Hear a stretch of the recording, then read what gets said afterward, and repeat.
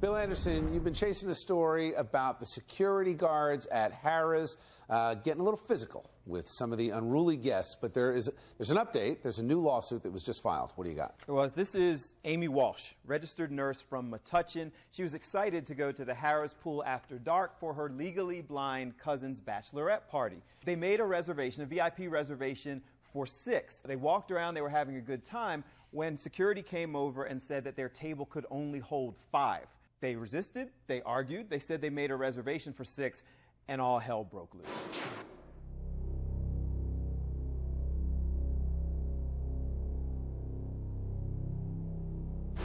I went down to Egg Harbor Township to speak to Amy. She's the latest to file suit saying that Harrah's security and Atlantic City Police have a pattern of being overly aggressive. She said that all she did was ask the manager for the 6th chair. The manager resisted. The manager disagreed with her. She had a brief discussion, and she said after that, the situation escalated. The next thing I knew, I was being dragged without my shoes through the casino, cutting up my feet, which was a problem for me as a diabetic.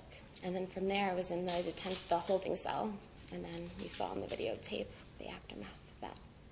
As you know, and we've been chasing stories, Harrah's Casino in Atlantic City is under fire because no fewer than 10 individuals have come forward in the last couple years saying that they were being assaulted, mostly by the hot club, the pool after dark. Amy has joined into the lawsuit. They filed suit against Harrah's. They filed suit against Atlantic City. They filed suit against the Atlantic City Police. And Amy and her attorney said it's because it's a pattern. It's a violent pattern of behavior. Of course, we went down to Harrah's. We went down to the club. We reached out for comment. They had no comment on a pending lawsuit. Amy's attorneys say that they are seeking unspecified damages at the moment, but the point of this and the 10 or 11 other lawsuits is to try to break what they say is a violent pattern of abuse at Harrah's. It just seems crazy to me, like who starts a big fight over whether or not a table can seat 5 or seat 6? Or is there more to the story? Was there 2 hours of drinking before this happened? All I can say is it sounds like there's nothing VIP about this club. The behavior between the guests and the security, it just does not sound like a place that I would want to spend my time or money. I've been at Pool After Dark, and I can definitely say that there's some people that get too drunk and security does have to step in, but I think that security just automatically assumes